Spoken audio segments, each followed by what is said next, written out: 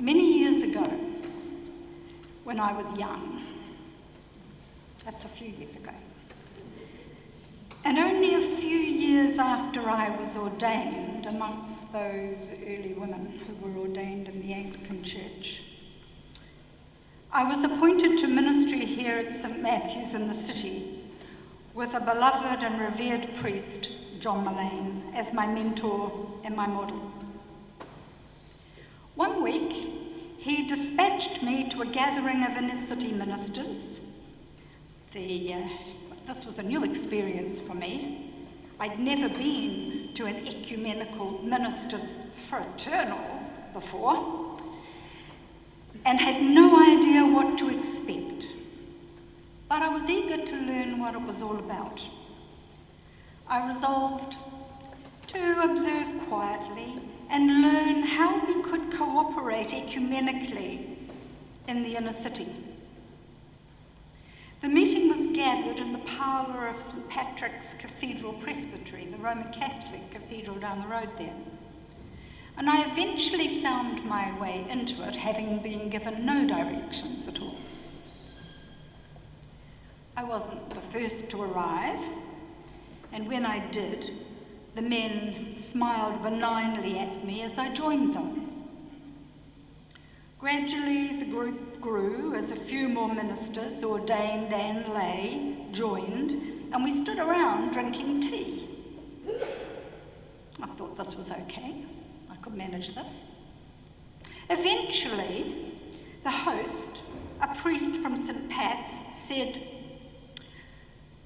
"We're just waiting for the priest from St Matthew's." Oops, I thought, that's me. "I'm here," I said, and all eyes turned to me. A young woman, not wearing the mandatory black shirt and white clerical collar. I was not what they were expecting at all. None of them had entertained the idea of working with an ordained woman before. I could imagine, "Are you really the one we're waiting for?" might have been said with disbelief if they'd dared to be so bold. Instead, it was, well, I guess we might as well start. And they all turned away from me to speak to each other and find somewhere to sit. I did learn something from this experience, something that I wasn't expecting to learn, but something which has stood me in good stead over all the years of my ministry.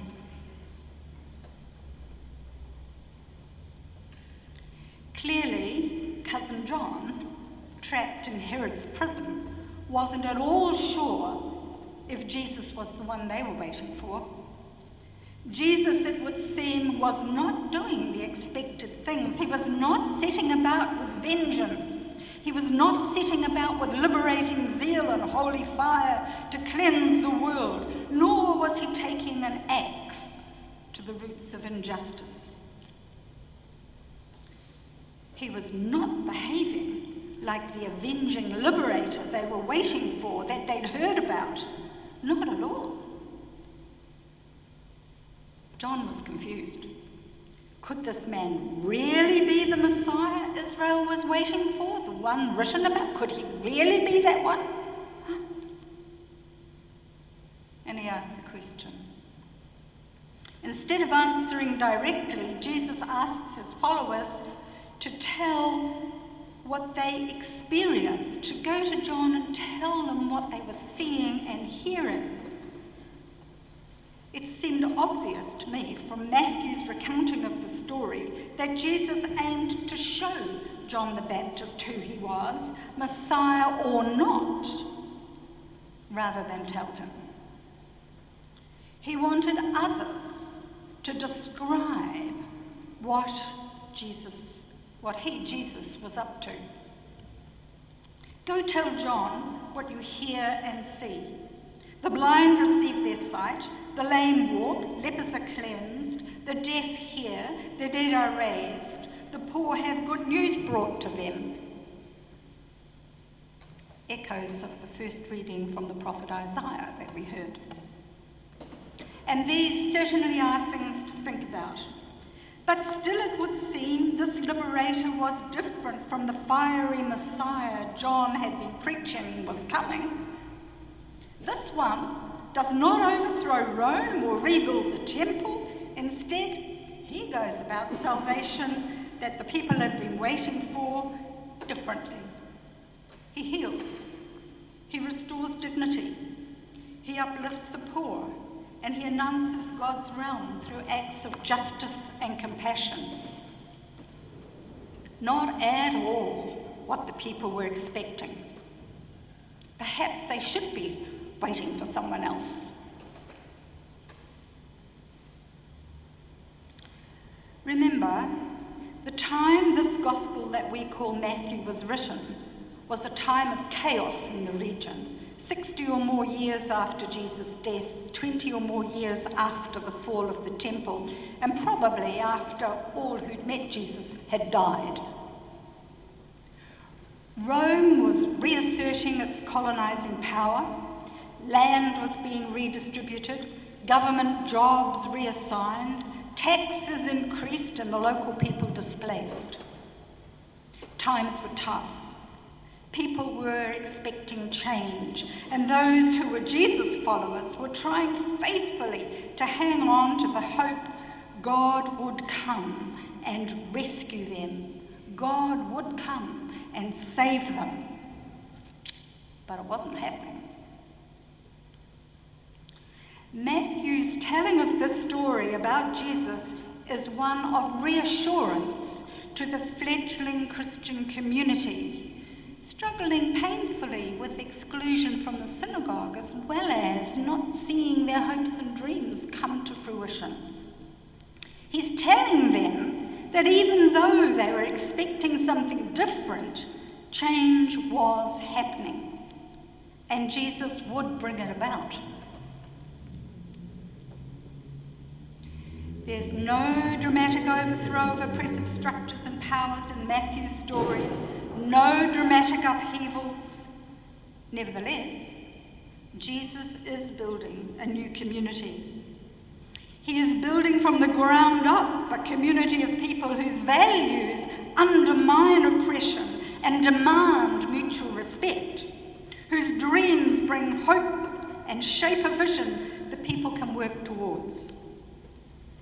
Matthew seems to be saying to his audience in those last decades of the first century that it is by persistent acts of kindness, through compassion and persistent justice-making actions, that salvation will come.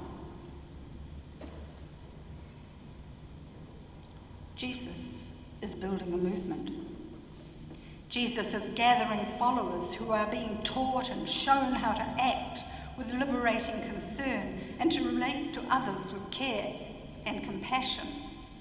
Jesus is not interested in mass hysteria that catches up a crowd in rage and turmoil.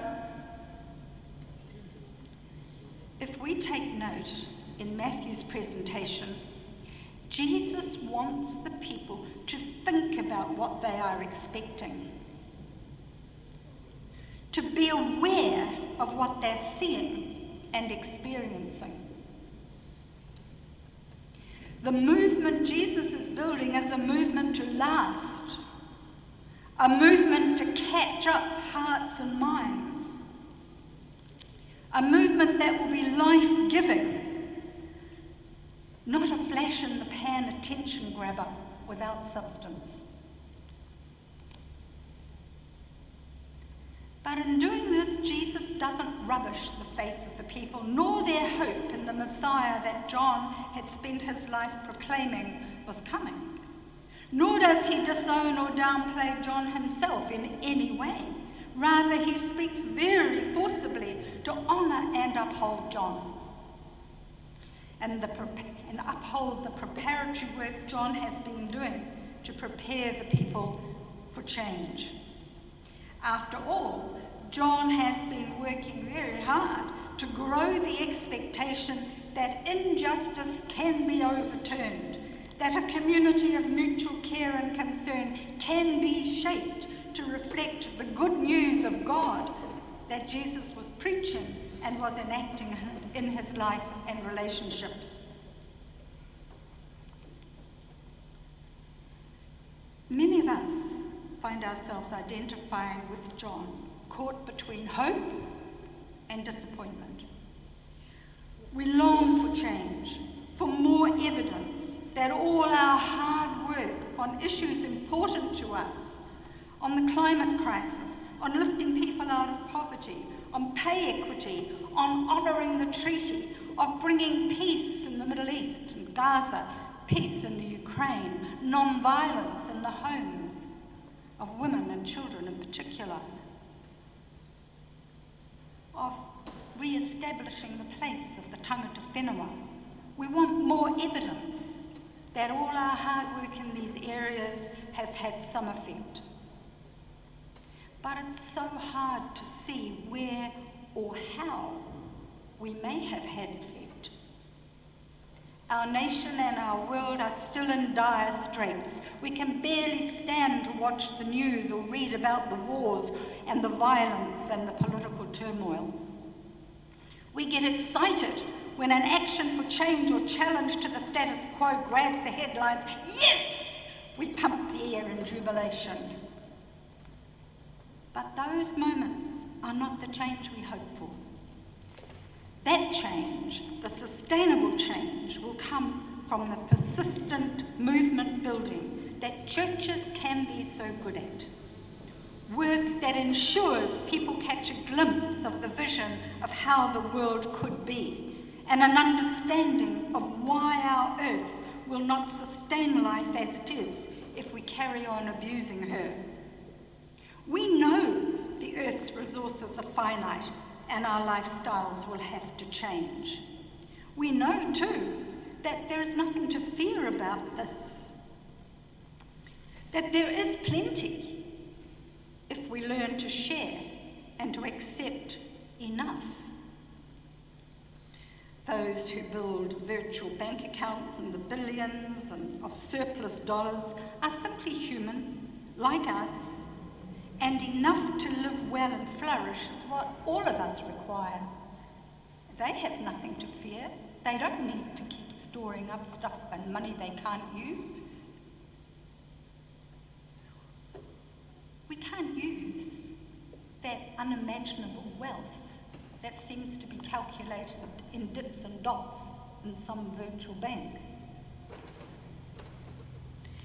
After all, whether you are a politician or a caregiver, an IT expert or a shop assistant, we all have to be housed and educated and given access to healthcare. And a nation's economy is intended to ensure all the people of the nation are provided for and all have access to the means to live with dignity. And this is the vision of Jesus and John. And it's our vision too.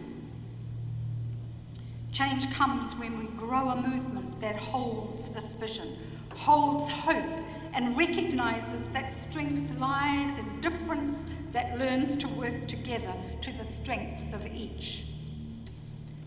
Global Christianity is a movement that has wrought wonders over centuries, despite also wreaking havoc and getting it wrong too.